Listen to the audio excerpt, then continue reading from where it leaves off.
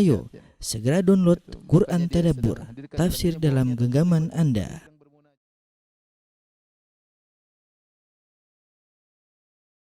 Bismillahirrahmanirrahim. Assalamualaikum warahmatullahi wabarakatuh. Alhamdulillahi ala ihsanihi wa syukru lahu ala taufiqihi wa amtinanihi. Asyhadu an la ilaha illallah wahdahu la syarika lahu ta'ziman li sya'ni wa asyhadu anna Muhammadan abduhu wa rasuluhu da'ila ridwani. Allahumma salli alaihi wa ala alihi wa ashabihi wa ikhwani. Rekan-rekan yang dirahmati Allah Subhanahu wa taala, kawan-kawan di ITB yang dirahmati Allah Subhanahu wa taala atau alumni ITB. Pada kesempatan kali ini kita akan melanjutkan bahasan kita tentang syarah kitab Tauhid, dan pada pertemuan-pertemuan yang lalu telah kita bahas tentang definisi Tauhid, kemudian juga keutamaan Tauhid, kemudian juga tentang tafsir Tauhid, dan juga diantaranya tentang takut kepada kesyirikan. Mulai bab ini dan selanjutnya, maka Syekh Muhammad bin Abdul Wahhab rahimahullah ta'ala akan menyebutkan tentang perincian tentang kesyirikan. Perincian tentang kesyirikan yang Tauhid tidak akan sempurna dengan baik kecuali kalau kita mengenal lawan Tauhid, ya.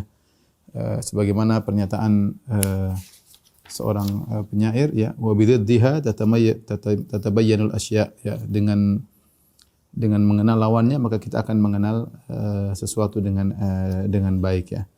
Kita ingin tahu tauhid dengan baik, maka kita harus kenal lawannya, kesyirikan. Ya, kalau kita ingin tahu tauhid secara detail, kita juga harus tahu syirik secara detail, ya. Kalau kita hanya tahu syirik secara global, maka tauhid pun akan kita ketahui secara global. Maka dari situ kita tidak hanya dianjurkan mengenal kebaikan, tapi kita juga dianjurkan untuk mengenal keburukan, untuk kita hindari, ya, untuk kita hindari. Dan dalam Al-Quran demikian. Al-Quran dalam metode Al-Quran menjelaskan jalan kebaikan dan juga menjelaskan jalan keburukan, ya. Kadzalika nufassilul ayati wa litastabina sabilul mujrimin, ya. Demikianlah kami merinci ayat-ayat kami agar jelas jalan-jalan orang mujrimin. Jalan-jalan orang yang menyimpang harus jelas sehingga kita tahu mana jalan-jalan yang menyimpang untuk kita hindari. Makanya dikatakan orang yang paling kuat tauhidnya adalah para sahabat. Kenapa para sahabat? Karena mereka tahu kesyirikan secara terperinci. Ketika Nabi SAW diutus kepada mereka, ketika itu berbagai macam model kesyirikan sedang dilakukan oleh orang-orang di Jazirah Arab, ya, dengan berbagai macam kesyirikan, ya, dengan berbagai macam model dan warna kesyirikan. Jadi mereka pernah mengetahui, bahkan mereka pernah melakukan, ya.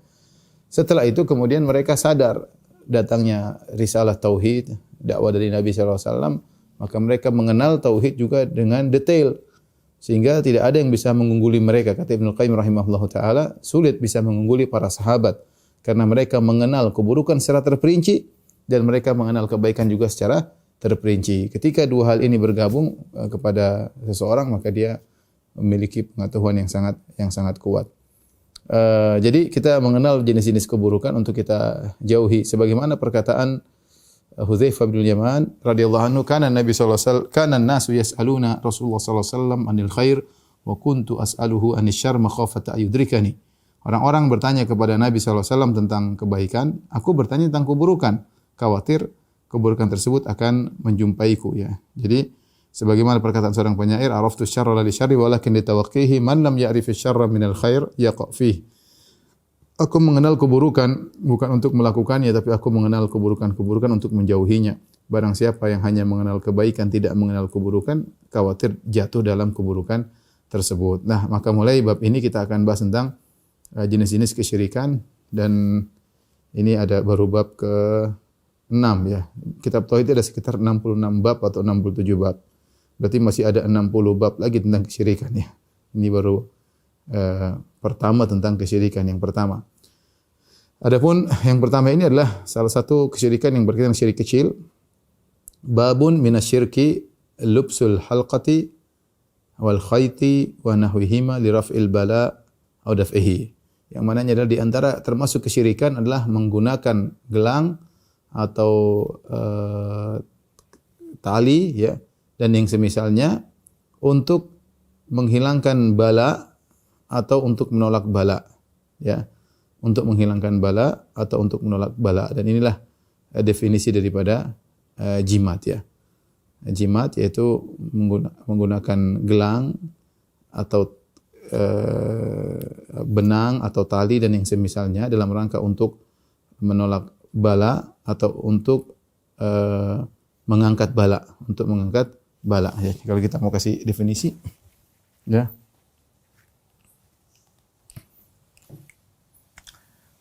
Jimat atau azimat, ya, adalah definisinya adalah sesuatu yang dipakai atau digantungkan, ditempelkan, ya, untuk menolak bala, untuk mengangkat atau menghilangkan bala. Bala itu maksudnya bencana, penyakit dan yang semacamnya. Bencana atau penyakit, kesulitan.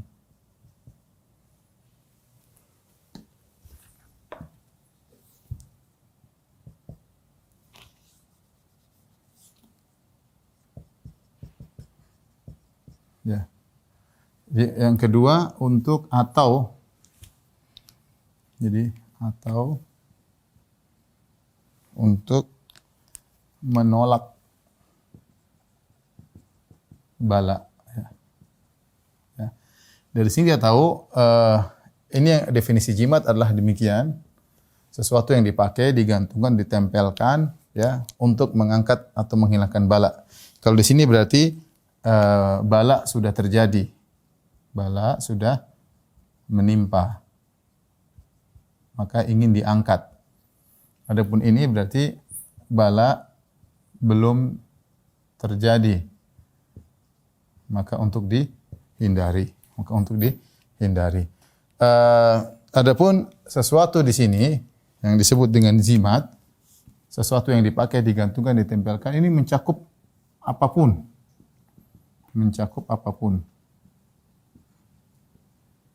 Jimat itu banyak, ya. Bisa dalam bentuk misalnya tulang, ya. Bisa kerang, bisa juga keong, ya. Bisa kayu, ya. Macam-macam, ya. Bisa jadi foto, bisa jadi misalnya tanduk, bisa jadi misalnya kulit ular, bisa jadi misalnya kepala kebo, ya, dan lain-lain, ya. Mencakup apapun. Kemudian ini umum, ya, umum. Kemudian dari sisi penggunaannya juga umum, ya. Cara penggunaan juga umum.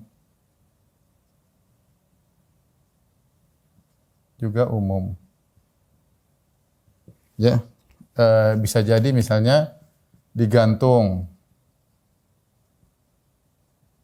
dikalungkan, tempel,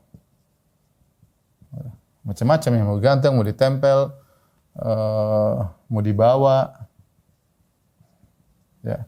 Pokoknya dia meyakini ditanam, kadang ditanam, ya, dan macam-macam, ya.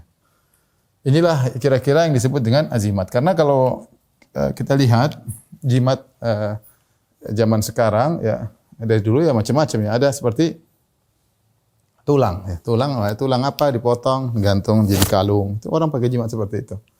Kulit ular, mungkin enggak dikalungkan kulit ular, mungkin ditempel di rumah, ya. Mereka meyakini dengan ditaruh kulit ular ini akan jin-jin tertentu tidak bisa masuk, misalnya. Kerang, ini sering orang pakai kerang atau dipinggangkan, ya, kerang, keong, ya.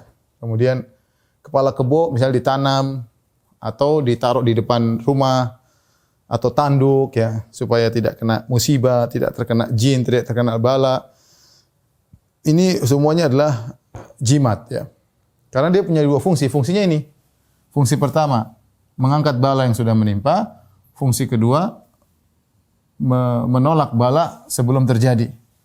Menolak bala sebelum terjadi agar bala tidak menimpa, ya. Sekarang juga ada jimat berupa foto, ya. Foto digantung, taruh foto syekh, foto kiai, foto guru, ya. Dengan diyakini bahwasanya foto ini akan menolak bala. Ini terjadi masyarakat. Apalagi kemarin kasus corona, sempat ada video. Nih foto guru fulan di Kalimantan, ya. Tidak akan kena corona, yakin foto ini. Subhanallah. Foto jadikan jimat, dianya sudah mati. Ya, foto dijadikan jimat, ya. Seperti itu. Atau taruh di di warung, pasang foto guru tersebut, ya. Meyakini bahwasanya foto tersebut bisa menolak bala, ya. Itu adalah jimat. Hukumnya syirik, ya. Kayu bisa jadi kayu tertentu, ya. Seperti dulu saya di Papua ada kayu tertentu dibuat jadi gelang. Menarik memang, kayunya bagus, kayu akar tertentu dipakai. Oh, ini kalau pakai ini bisa begini. Ya. Diyakini, ada keyakinan. Itu semua adalah jimat. Selama dia keyakinannya dua, untuk menghilangkan bala atau untuk menolak bala. Adapun penggunaannya macam-macam juga. Ya, penggunaannya digantung ada. Digantung kadang kemudian juga bisa ditanamkan, ya. Tanam misalnya kepala kambing, tanam supaya tidak terkena bala. Mungkin ingin bangun jembatan, butuh kepala kambing sekian, ditanamin, ya, supaya menolak bala. Ini jimat sebenarnya. Ya. Kalau kambingnya dipotong kepada selain Allah, syirik besar. Kita tidak bicara masalah bagaimana proses kambing tersebut dipotong atau bagaimana proses kerbau tersebut dipotong, tapi menanamkan kepala kambing kalau menyembelih lain lagi hukumnya, nanti akan kita bahas. Ini ada kepala kambing ditanam untuk tidak di jembatan supaya tidak terjadi bencana, maka itu hukum asalnya adalah syirik kecil, ya. Jadi bisa ditanam, bisa digantung, bisa dibawa. Mungkin jimat modern, ya, ditaruh, gantongin, santai, ya. Ditanam juga bisa, ditempel juga bisa. Mau di belakang rumah, depan rumah, dalam kamar, di bawah tempat tidur, ya. Itu semua adalah jimat, dan betapa banyak jimat tersebar di tanah air kita, ya. Tapi apa hukum jimat, ya? Hukum jimat. Hukum memakai jimat.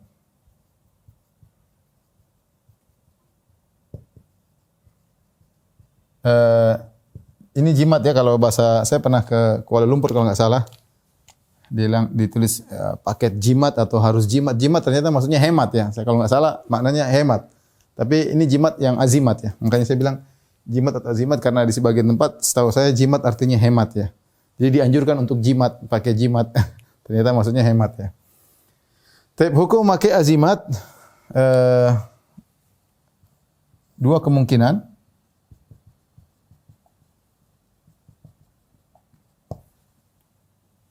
Hukum asal adalah syirik kecil. Syirik asghar kecil. Bisa menjadi syirik akbar jika meyakini jimat tersebut punya pengaruh secara independen.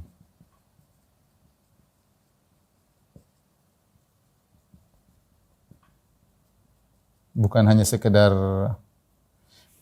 sebab, tapi dia secara independen dia bisa punya pengaruh. Taib. Tapi hukum asal adalah syirik kecil. Taib. Kenapa jimat adalah syirik kecil?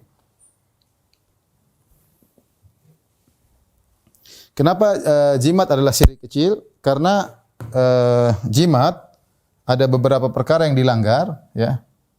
Yang pertama adalah sebabnya. Pertama, menjadikan sesuatu yang bukan sebab sebagai sebab. Ini di antara hal yang bisa menjerumuskan dalam kesyirikan, menjadikan sesuatu yang bukan sebab sebagai sebab. Ya. Yang kedua, mengajarkan ketergantungan kepada selain Allah, kepada materi, bukan kepada Allah. Sebab yang ketiga adalah bisa mengantarkan kepada syirik akbar.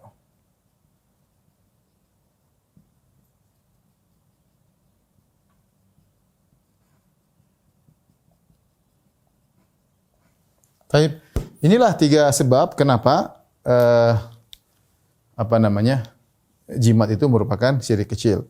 Kita punya kaidah ini, kaidah yang pertama, menjadikan sesuatu yang bukan sebab sebagai sebab itu menjerumuskan terhadap kesyirikan. Ya, itu banyak contohnya. Contohnya ini, tidak ada orang bilang kalau pakai tulang kemudian akhirnya balak tertolak. Enggak ada. Enggak ada yang bilang tanam kebo akhirnya balak bisa diangkat. Enggak ada, itu semua khurafat. Tidak pernah syariat menjadikan itu sebagai sebab. Ya. Syariat tidak pernah menjadikan itu sebagai sebab. Ketika seorang menjadikan sesuatu yang bukan sebab jadikan sebab, maka terjerumus dalam syirik. Terjerumus dalam kesyirikan. Ya. Contoh kenapa tatoyur juga dibilang syirik, pamali. Kenapa? Karena tadi di antara faktornya menjadikan sesuatu yang bukan sebab menjadi sebab. Bahwanya ada burung hantu kalau datang sebab kesialan, ini enggak ada hubungannya. Burung hantu datang dianggap sial, ini berarti menjadikan sesuatu yang bukan sebab jadi sebab, itulah kesyirikan. Taib, kita berhenti dulu di sini. Bagaimana cara mengetahui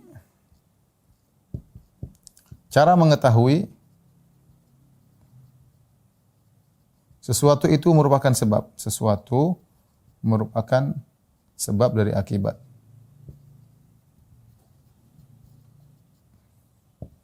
Ya. Cuma 2 cara. Yang pertama, dengan dalil syar'i.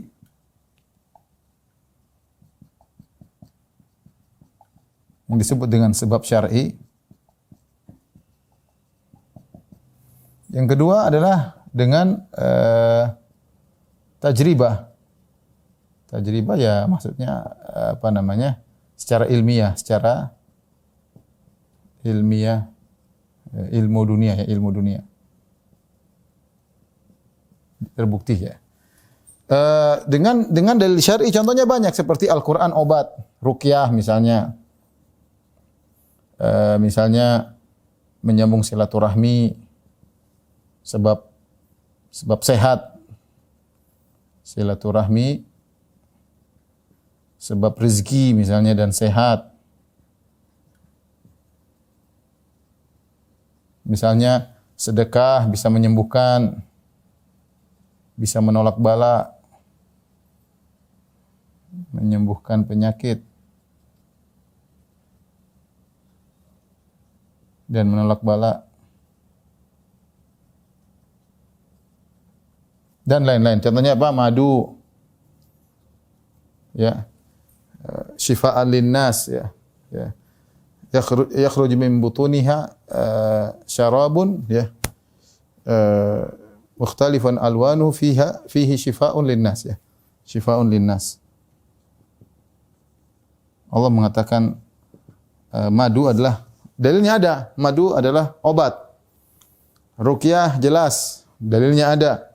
Nyambung silaturahmi, man ahabba an yubsata fi rizqihi wa yunsa'a fi athari falyasil rahimah. Barang siapa ingin panjangkan umurnya, dilapangkan rezekinya, maka sambung silaturahmi. Sambung silaturahmi.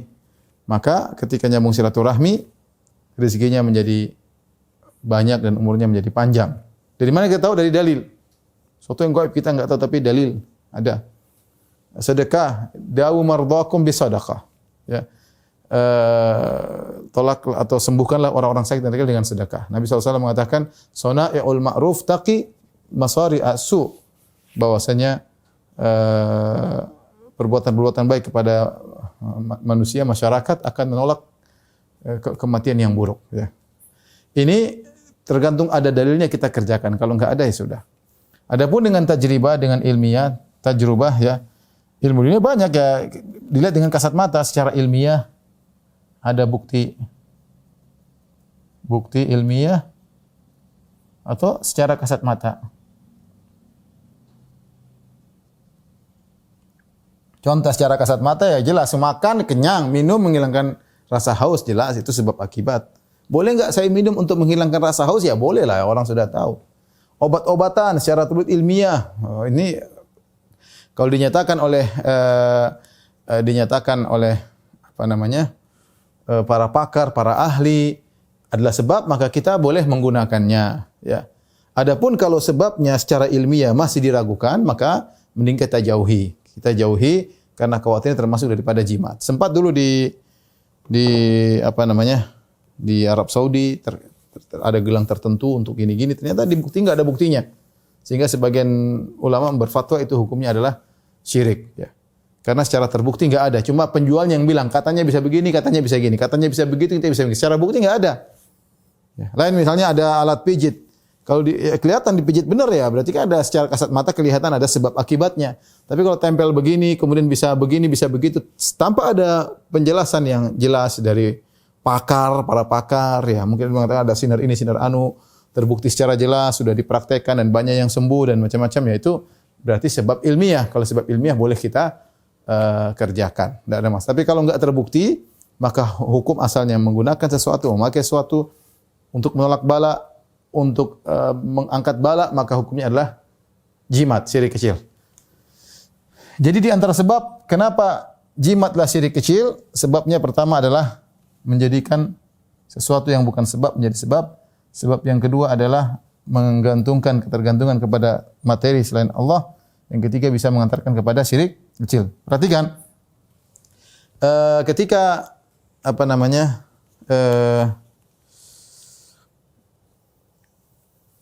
seorang pakai jimat, hatinya kemana? Hatinya dia gantungan kepada jimat.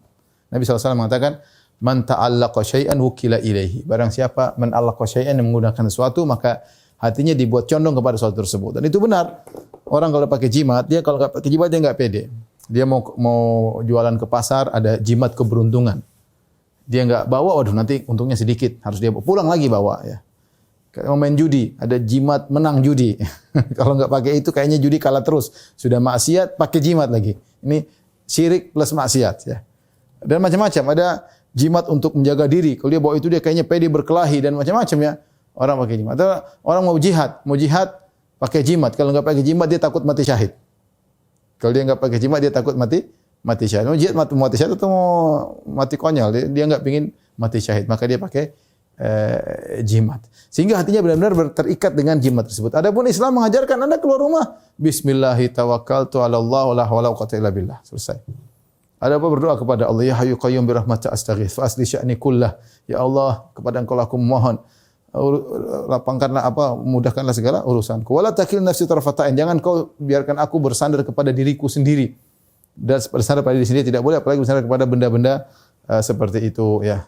Yang ketiga, jimat bisa mengantar pada syirik besar. Ketika seorang sering terbiasa dengan jimat, bisa jadi setan membisikkan pada dirinya bahwa jimat tersebut secara independen bisa memberi pengaruh, bukan hanya sekedar sebab. Kenapa dikatakan syirik kecil? Karena menganggap jimat tersebut sebagai sebab. Ketika meyakini jimat tersebut independen bisa memberi pengaruh tersendiri, maka terjerumus dalam syirik besar. Maka ini tadi, jimat bisa jadi syirik besar jika meyakini jimat tersebut punya pengaruh secara independen, bukan hanya sebagai sebab ya. Bukan hanya sebagai sebab. Inilah kira-kira pembahasan yang berkaitan dengan jimat. Yang kita tahu di tanah air kita sangat banyak orang pakai jimat. Bahkan jimat juga diperjualbelikan. Yang kadang jual juga kiai jualan jimat ya. Dukun-dukun juga jualan jimat ya. Kemudian orang bergantung kepada jimat tersebut ya. Kalau kita tahu bergantung pada jimat yang benda-benda sekitarnya haram ya, apalagi bergantung kepada selain itu ya. Taib, tolong difoto. Baru kita bacakan hadis yang berkaitan dengan hal ini ya. Taib, dalil yang dibawakan pertama oleh Syekh Abdul Wahab itu dalam surat Az-Zumar. Qul afara'aitum ma tad'una min dunillahi in aradani Allahu bi dhurrin hal hunaka kashifatu dhurrih. Berilah pendapat kalian bagaimana tentang yang kalian sembah selain Allah. Yang kalian sembah selain Allah banyak. Jika Allah menghendaki kepadaku keburukan, apakah hunna kashifatu dhurrih? Mereka bisa menolak keburukan yang Allah ingin berikan kepadaku. Au aradani bi rahmatin hal hunna mumsikatu rahmatih? Atau kalau Allah menghendaki kebaikan padaku, rahmat, apakah mereka bisa menghalangi rahmat tersebut? Qul hasbiyallah, katakanlah cukuplah Allah bagiku, alaihi yatawakkalul mutawakkilun. Maka hendaknya kepada Allah orang yang bertawakal itu bertawakal, ya. Ini dalil sangat jelas bahwasanya seorang harus bertawakal kepada Allah, dan sembahan-sembahan orang musyrikin dahulu, ya, yang mereka sembah baik orang-orang soleh, ya, atau malaikat atau jin-jin, tidak bisa menghalangi apa yang Allah kehendaki. Mereka tidak bisa menghalangi rahmat yang akan Allah berikan, dan mereka juga tidak bisa menolak kemudaratan yang akan Allah berikan. Sisi pendalilannya di mana? Ayat ini berkaitan dengan kesyirikan akbar, di mana orang-orang mereka menyembah, beribadah kepada selain Allah, dan yang mereka sembah umum. Qul afara'aitum ma tad'una min dunillah. Bagaimana menurut kalian tentang apa yang kalian sembah selain Allah? Ma di sini adalah ma mausulah, mencakup seluruh yang disembah selain Allah. Dan kita tahu yang disembah oleh orang musyrikin banyak. Ada yang menyembah berhala tersebut seringnya adalah simbol dari orang soleh. Ada yang menyembah orang soleh seperti Lata. Lata adalah orang soleh. Karena itu sawiqul hujjaj dahulu, waktu zaman dahulu dia suka bikin makanan bagi-bagikan kepada jamaah haji tatkala dia meninggal, maka dibangunkan patung di atasnya. Contohnya juga orang-orang kaum Nabi Nuh, mereka menyembah berhala-berhala orang soleh. La tadrunna alihatakum wa la tadrun wadda wa la suwa'an wa la yaghutha wa ya'uq wa nasr. Ada 5 orang yang orang soleh disembah. Kemudian di antara yang disembah adalah malaikat. Orang-orang musyrikin mengatakan bahwasanya Allah punya putri-putri malaikat. Kemudian orang Nasara menyembah Nabi Isa, ya, dianggap sebagai anak Allah, dan semua sembahan-sembahan itu tidak bisa menolak mudarat yang ingin Allah berikan. Dan semua sembahan-sembahan tersebut tidak bisa mencegah rahmat yang Allah akan turunkan. Nah, sisi penilaiannya di mana? Kalau itu saja yang disembah adalah makhluk hidup, maksudnya para nabi, malaikat, makhluk hidup, ya, itu pun tidak boleh kita bersandar kepada mereka dan mereka tidak bisa menolak bala. Bagaimana lagi dengan orang yang menyembah atau menjadikan patung jimat-jimat sebagai penolak bala, ya. Maka ini tentu tidak logis, ya. Tidak logis, ya. Oleh karena Nabi SAW tegaskan ini tidak diperbolehkan. Taib, hadis dalil berikutnya, hadis an Imran bin Husain, dari Imran bin Husain radhiyallahu anhu, anna Nabi SAW ra'a rajulan fi yadihi halqatun min sufur. Nabi melihat ada seorang laki di tangannya ada gelang dari tembaga. Wa qala ma hadhihi? Maka Nabi bertanya, apa ini? Ada kesyirikan dipakai, kalau dipakai di gelang, ya. Qala minal wahina. Dia telah saya pakai ini karena untuk menolak al-wahina. Al-wahina, ya, mungkin secara bahasa artinya kelemahan, yaitu kayaknya suatu penyakit tertentu yang menimpa di daerah belikat, ya, kemudian tangan menjadi lemas, ya, menjadi sakit, ya, disebut dengan penyakit al-wahina. Maka dia bilang dia pakai ini berarti sudah ada bala, tinggal mau diangkat bala tersebut dengan al-wahina, dengan kalung gelang tadi. Ini berarti fungsi jimat. Kita sudah bilang fungsi jimat cuma 2, menolak bala atau mengangkat bala. Ini balanya sudah datang untuk mengangkat bala. Maka Nabi perintah. Faqala inzi'ha, kata Nabi, buang itu, lepas itu kalung, lepas itu gelang. Fa innaha la taziduka ila wahnan. Kau memakai gelang untuk mengurangi kelemahan, justru akan menambah kelemahan bagimu. Fa innaka law mitta wa hiya alaik, kalau kau mati dalam kondisi pakai gelang tersebut, maaflah ta'abadan, kau tidak akan selamat selama-lamanya. Hadis riwayat Ahmad dengan sanad tidak mengapa. Ini jelas bagaimana tegasnya Rasulullah SAW terhadap kesyirikan. Kata Rasulullah SAW, fa innaka law mitta wa hiya alaik maaflah ta'abadan. Kalau kau ternyata meninggal masih pakai jimat, kau tidak akan beruntung selama-lamanya. Mengerikan. Ya, dosa syirik ini tidak sama dengan dosa yang lainnya. Kenapa? Ada ketergantungan kepada benda, bukan ketergantungan kepada Allah. Maka hukumnya adalah syirik. Di sini Rasulullah SAW menjelaskan niatmu memakai jimat untuk menghilangkan kelemahan, justru dibalas oleh Allah sebaliknya. Fa innaha la taziduka ila wahnan. Justru kalau kau pakai, maka semakin menambah kelemahan bagimu. Sudah kelemahan fisik, kelemahan batin. Fisik menjadi lemah, batin bergantung kepada benda ini yang tidak ada apa-apanya, diyakini. Ini hadis pertama yang menjelaskan tentang bahayanya jimat. Yang berikutnya, walahu an Uqbah bin Amir, dari Uqbah bin Amir radhiyallahu taala anhu, ya. Diriwayatkan juga oleh Imam Ahmad ya. Secara marfu' dari Nabi SAW, man ta'allaqa tamimatan fala atamallahu lahu, wa man ta'allaqa wada'atan fala wada'allahu lahu. Kata Nabi SAW, barang siapa yang menggunakan tamimah, tamimah jimat atau azimat. Kenapa disebut tamimah? Tamimah diambil dari bahasa Arab dari tamam, sempurna. Seakan-akan kalau dia memakai jimat tersebut, urusannya jadi sempurna. Saya ulangi, tamimah itu dari bahasa Arab dari tamam, ya, artinya sempurna. Sehingga seorang orang Arab jahiliyah dahulu ketika mereka memakai jimat, mereka menyangka urusan mereka menjadi dipermudah, menjadi sempurna dengan pakai jimat tersebut.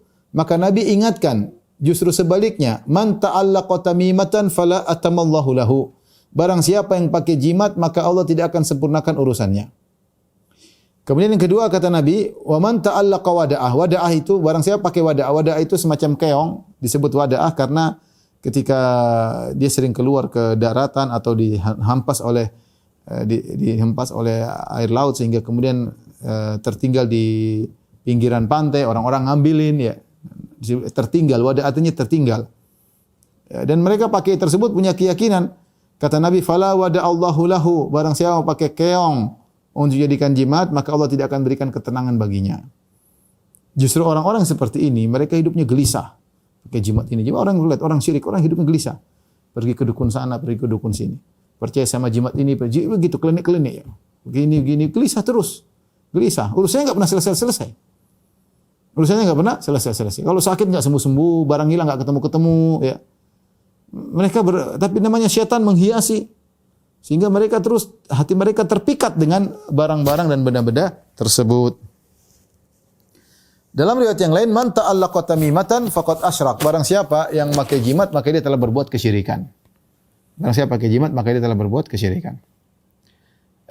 Wali bin Abi Hatim an Hudzaifah, dari Ibnu Abi Hatim dari Hudzaifah bin Yaman, annahu ra'a rajulan fi yadihi khaitun minal humma. Hudzaifah melihat ada seorang laki-laki, dia di tangannya ada semacam tali dipakai karena dia sedang demam. Maka dilihat dia langsung putuskan, faqata'ahu, maka dia putuskan tali tersebut. Dia putuskan tali tersebut yang dijadikan jimat, wa ta'ala qaulahu ta'ala, kemudian dia bacakan firman Allah Subhanahu wa taala, wa ma yu'minu aktsarahum billahi illa wa hum musyrikun. Tidaklah kebanyakan mereka beriman kepada Allah kecuali mereka berbuat syirik. Artinya kalian beriman, meyakini Allah Maha Pencipta alam semesta, tapi kalian berbuat syirik, di antaranya syirik menggunakan jimat. Dan ini di antara semangatnya Hudzaifah bin Yaman untuk menegakkan nahi mungkar. Mungkin dia kenal orang tersebut atau dia tahu dia punya pengaruh, maka dia langsung putuskan jimat tersebut. Kemudian dia ingatkan, dia baca firman Allah bahwa sini adalah kesyirikan. Ayat ini, wa ma yu'minu aktsarahum billahi illa hum musyrikun. Tidaklah mereka beriman kepada Allah kecuali mereka berbuat syirik. Ini ayat berkaitan dengan syirik akbar, berkaitan dengan orang-orang musyrikin Arab. Tetapi dijadikan dalil oleh Hudzaifah untuk menolak, untuk memperingatkan, untuk mengingkari syirik kecil. Dan di antara metode salaf terkadang mereka menggunakan ayat-ayat yang berbicara tentang syirik akbar, mereka gunakan untuk melarang syirik kecil. Kenapa bisa demikian? Karena baik syirik akbar, syirik kecil ada ketergantungan kepada selain Allah Subhanahu wa taala. Ada ketergantungan kepada selain Allah Subhanahu wa taala, maka tidak mengapa seorang berdalil dengan ayat-ayat yang berbicara tentang syirik akbar dalam rangka untuk mengingkari syirik kecil ya. Inilah ikhwan dan akhwat yang dirahmati Allah Subhanahu wa taala, pembahasan kita tentang azimat ya. Dan ini adalah salah satu bentuk kesyirikan yang banyak tersebar di masyarakat ya. Sejak kita kecil kita sering melihat, sampai sekarang juga masih orang banyak yang pakai azimat ya. Mereka gantungkan di pinggang, mereka gantungkan di tangan. Dalam satu riwayat sampai Nabi tidak mau membaiat seseorang ya. Ada sekelompok orang datang, roh tu kalau tidak salah sekitar 9 orang kurang datang kepada Nabi SAW. Mereka membaiat kepada Nabi masuk Islam. Ya, baiat kepada Nabi. Maka Nabi baiat seluruhnya, tinggal satu Nabi tidak baiat. Maka dia bertanya, kenapa engkau tidak membaiat aku? Kata Rasulullah SAW, engkau pakai jimat. Engkau pakai jimat. Maka Rasulullah SAW tidak mau membaiat dia karena dia memakai jimat. Ya. Makanya ini bukan perkara yang ringan karena dia bersentuhan dengan akidah, bahkan bersentuhan dengan masalah tauhid. Maka seorang memandang sesuatu perkara dengan kacamata syariat. Karena banyak orang masalah jimat-jimat, masalah klinik, maka syirik, mereka tidak peduli. Mau ada persatuan dukun kayak, mau bikin apa kayak, kayaknya enggak terlalu ramai. Tapi kalau ada perkumpulan zina misalnya, mungkin orang heboh. atau ada korupsi mungkin mereka heboh. Semuanya enggak boleh. Tapi menurut kacamata syariat yang paling berbahaya adalah syirik. Maka seorang sebagaimana peka terhadap dosa-dosa selain kesyirikan, hendaknya lebih peka kepada dosa-dosa kesyirikan. Harus dia punya ghirah untuk memperingatkan masyarakat dari dosa-dosa yang seperti ini karena masih saja tersebar, apalagi ada orang-orang yang menjual azimat-azimat di sini. Ya. Termasuk juga yang sering tersebar orang pakai cincin dari akik. Ya, sebagian orang punya keyakinan, sebagian orang enggak cuma berhias doang. Ini indah, batu akiknya indah. Ada yang punya keyakinan kalau pakai batu akik maka akan begini. Ya, seakan-akan batu tersebut bisa menolak mudarat dan bisa mendatangkan keberuntungan. Inilah namanya jimat. Ini namanya jimat. Padahal batu yang terbaik di alam semesta ini adalah batu Hajar Aswad. Ya, bahkan Hajar Aswad pertama turun dalam kondisi putih, kemudian fasawadatu khotoya bani Adam, karena banyak Bani Adam berdosa dia menjadi hitam. Itu pun ketika Umar bin Khattab radhiyallahu anhu lagi tawaf, kemudian dia melewati Hajar Aswad, maka dengan suara yang lantang dia berkata, "Ya Hajar, inni a'lamu annaka hajar, la tanfa' wa la tadur, laula anni ra'aitu Rasulullah SAW yuqabbiluka ma qabbaltuka." Dia berkata, "Wahai Hajar Aswad, saya tahu kamu hanya sekadar batu. Tidak bisa beri manfaat, tidak bisa beri mudarat. Kalau saya tidak lihat Nabi cium kamu, saya tidak bakalan cium kamu." Nah, Hajar Aswad yang dia batu terbaik di alam semesta, yang kita disunahkan menciumnya karena Nabi menciumnya, itu pun tidak bisa beri mudarat, tidak bisa beri manfaat. Yang bilang siapa? Umar. Kecuali kita bilang Umar enggak ngerti tauhid. Umar enggak ngerti rahasia Hajar Aswad. Umar yang bilang. Kenapa Umar mengucapkan suara yang lantang kata para ulama? Karena ketika itu banyak orang berdesak-desakan, terlalu khawatir Umar mereka punya keyakinan terhadap Hajar Aswad. Ternyata kita mencium Hajar Aswad itu hanya sekedar kita mengikuti Nabi. Sama seperti kita sujud, kita taruh muka di tanah, bukan kita meyakini tanah ini bisa macam-macam. Enggak. Ka'bahnya sendiri tidak bisa beri manfaat, tidak bisa beri mudarat. Di dalam Ka'bah yang paling terbaik adalah Hajar Aswad, itu pun tidak bisa beri manfaat, tidak bisa beri mudarat. Maka Umar iklankan dengan terang-terang, "Inni a'lamu annaka hajar." Aku tahu kau hanya sekedar batu. La tanfa' wa la tadur. Tidak bisa beri manfaat, tidak bisa beri mudarat. Laula anni ra'aitu Rasulullah yuqabbiluka ma qabbaltuka. Kalau aku tidak lihat Nabi cium kamu, aku tidak bakalan cium kamu. Kalau Hajar Aswad tidak bisa beri manfaat, tidak bisa beri mudarat, apalagi batu akik. Apalagi batu akiknya batu akik imitasi ya. Tentu saja yang asli tidak bisa beri manfaat, apalagi batu akik imitasi. Maka segala hal yang berbau-bau jimat membuat kita ragu, hendaknya kita hindari dan kita serius kalau ada saudara kita yang baik kita ingatkan, datang baik-baik kita omongin, ini enggak boleh syirik. Nabi pernah berkata, "Fa innaka law mitta wa hiya 'alaik ma aflahta abada." Kalau kau meninggal ternyata itu jimat masih ada di tanganmu, kau tidak akan beruntung selama-lamanya. Ngeri, itu ngeri. Ancaman yang ngeri dari Nabi sallallahu alaihi wasallam. Karena ini adalah kesyirikan. Wallahu a'lam bishawab. Demikian saja kawan-kawan yang bisa saya sampaikan tentang masalah hukum jimat. Insyaallah kita lanjutkan pada kesempatan berikutnya masih dalam model-model kesyirikan. Semoga Allah mewafatkan kita di atas tauhid dan menjauhkan kita dari berbagai macam bentuk kesyirikan. Wabillahi taufiq wal hidayah. Assalamualaikum warahmatullahi wabarakatuh.